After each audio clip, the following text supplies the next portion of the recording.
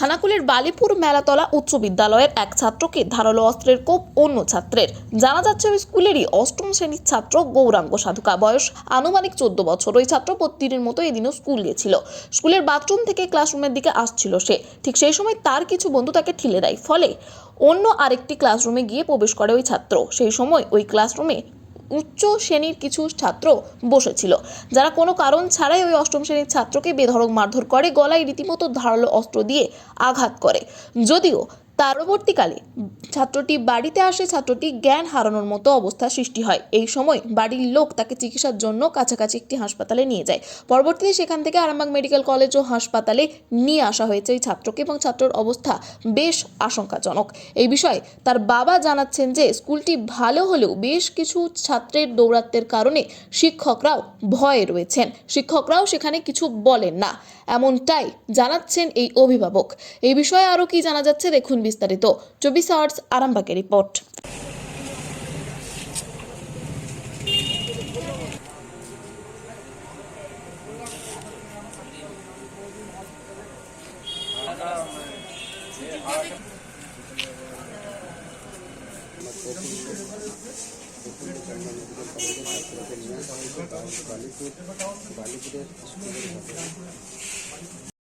বালিপুর স্কুলে ঘটেছে ঘটনাটা। কি হয়েছিল?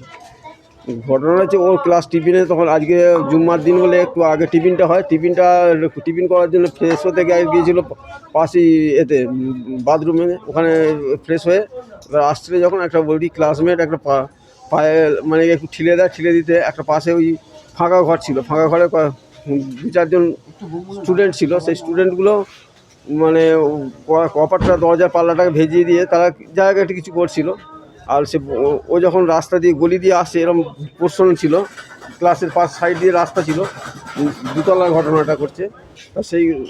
সেখান দিয়ে আসছে যখন বন্ধু একদিন আর কি করে একটু ঠেলে দিতে, সে ব্যালেন্স না রাখতে পেরে দরজার ওর হাতটা পড়ে যায় এবং দরজাটা খুলে যাওয়ার ফলে তারা ওকে ঢুকিয়ে মারধর আরম্ভ করে এবং দেয়ালে প্রচণ্ডভাবে আপনার মাথাটা দেখলেন তো, মাথাটা পুরো ইটের মতো ফুলে গেছে। সে মাথাটা ফুলে গেছে, তারপর গলায় দেখলেন যে একটা ব্লেডের দাগ রয়েছে, ব্লেডটা চিড়ে দিয়েছে। আর মানে এত ভীত সন্তুষ্ট হয়ে গেছে, স্যারেরা যাই হোক কোনো রকম আশ্বস্ত দিয়ে ও ক্লাসের মধ্যে কোনো রকম বসেছিল। আমি যাওয়ার পরে কাঁদন মাদন হয়ে গেল। তারপর আমি স্যারদেরকে নিয়ে অফিসে গেলাম, ওকে নিয়ে যাওয়ার পর মোটামুটি স্যারেরা বললে যে ওকে বাড়ি নিয়ে চলে যান। বাড়ি নিয়ে আসার পরে ওকে খাওয়াতে যাব, তারপর থেকে ও প্রায় সেন্সলেস অবস্থা। হ্যাঁ, এখানে রুরাল ডাক্তারবাবুর কাছে দেখাতে গেলাম, উনি কোনোভাবেই কিছু বললেন না, বললেন অ্যাডমিট করো হসপিটালে। হ্যাঁ, আমি হাত ধরলাম। বালিপুর মেলাতলা উচ্চ বিদ্যালয়। কোন ক্লাসে পড়ে? ক্লাস 8-এ পড়ে। বয়স কত? বয়স 14 বছর। কি নাম? গৌরাঙ্গ সাধুকা। আমি অভিযোগ দেবেন নাকি স্যার? আপনি কি কোথাও অভিযোগ করেছেন? অভিযোগ আমি কিছু করিনি, তবে কথাটা হচ্ছে বালিপুর স্কুলে খুবই মানে বলবো কি পারিপার্শ্বিক অবস্থা খুব খারাপ। স্যারেরাও যে কোনো স্টুডেন্টের ওপর কোনো টর্চার হলে স্যারেরা কোনো মুখ খুলবে সে রাস্তা ওখানে নেই। স্যারেরা ভয়ে পর্যন্ত কথাবার্তা বলতে পারে না।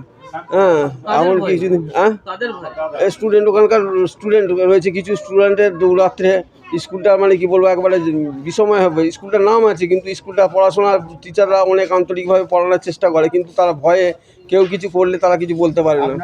হ্যাঁ, আমার নাম শ্যামসুন্দর সাধুকা। হ্যাঁ, আমার ছেলে। ওর ছেলের নাম গৌরাঙ্গ সাধুকা। হ্যাঁ, আপার ক্লাসের স্টুডেন্ট। ক্লাস ওই ধরুন না 10 নিলাম। আমার ছেলে ও হচ্ছে যাই হোক একটা কথা, ক্লাসের মধ্যে একজন অন্তত স্টুডেন্ট হিসাবে ভালো না হোক, মোটামুটি একটা এই হিসাবে আচার আচরণ সব দিক থেকে ভালো। ও ক্লাসে গিয়ে যাওয়ার পর থেকে সহজে বাইরে বেরোয় না। সুতরাং ও যে সব স্টুডেন্টকে চিনে বসে আছে সেরকম কিছু কথাবার্তা নেই। এই ঘটনাটা ওই যে বললাম যে কথাটা হচ্ছে ও ক্লাস থেকে বেরিয়ে একটু দূরে 2-4টে ঘর দূরে হচ্ছে আপনার। না, সেটা বলতে পারবো না। আমার ছেলে তো কিছু কথাই বলতে পারে না, আমি তাকে কী জিজ্ঞাসা করবো? এই যে দেখতে পাচ্ছেন কীরকম সেন্সলেসের মতো ভাব হয়ে পড়ে আছে, কী অবস্থা। তবু তো এখন আপনাদেরকে দেখে হোক যাই হোক একটুখানি হয়েছে।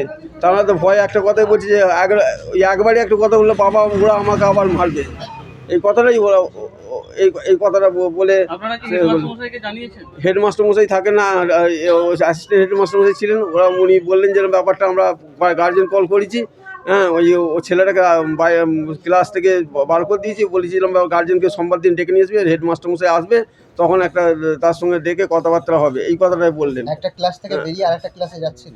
না আর একটা ক্লাসে নয়, ওর ক্লাস থেকে বেরিয়ে 2-4টে ক্লাস পর হচ্ছে এটা হ্যাঁ কী বলবো হাত মুখ ধোয়া বাথরুম, সেই বাথরুমে হাত মুখ ধুয়ে যখন ঢুকছে, মাঝখানে একটা ফাঁকা ঘর ছিল, সেই ফাঁকা ঘরের কাছে ওর বন্ধুরাই কোনো রকমভাবে ইয়ার্কি করে যা মানে একটু ঠিরেছে, তখন ওর ব্যালেন্স না রাখতে পেরে সেই যে ফাঁকা ঘরের মধ্যে ভেজানো অবস্থায় ছিল, আর ভিতরে 2-4 জন ছিল, সেই তখনই কী হচ্ছে ওই দরজার পাল্লাটা যখনই ঠেলা হয়ে গেল, তখন তাদের মধ্যে কি চিন্তা ভাবনা এলো তাকে ওকে ঢুকিয়ে মারধর করতে হবে। বয়েজ স্কুল না কোয়েড স্কুল? না কোয়েড স্কুল।